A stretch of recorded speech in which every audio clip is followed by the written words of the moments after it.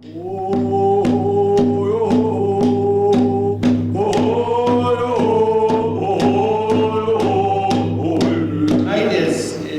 an opportunity, as I said before, to exchange information. On March 31st, 2008, the Stalo-Huilmuk Treaty Association held its first public forum.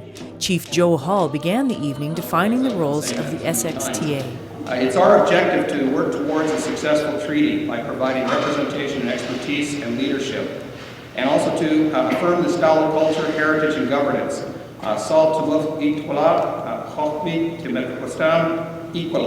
This is our land. We have to look after everything that belongs to us. And that's something that has been inherent at the table over the last couple of years, and something that we have put as our foundation for our treaty. This is just the first of many sessions aimed at informing, educating, and communicating with Stalo Nation members and the general public about the BC treaty process. Chief Hall goes on to explain why we are in the treaty process. It means building, improving, and clarifying relations. And the key word there is relationship building with the external governments and our non-Stalo neighbors. Sharing and benefiting from the lands and resources in Stalo. Removing the constraints of the Indian Act. Improving of our standard of living to develop healthy and sustainable communities. And most importantly, preserving and protecting our cultural ways and our language and heritage. They'll be able to pass their own laws in their own way to protect their languages. Though the treaty acknowledges all of that. All three governments sit down and work that piece out, and that's going to be key to how this can move ahead. It was really good to see how many people were here from the Aboriginal community as well as the non-Aboriginal community.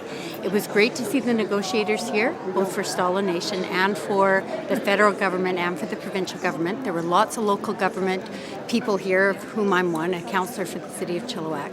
And I think what I felt in the room was a genuine optimism, a belief that this process will work, that it may take some time.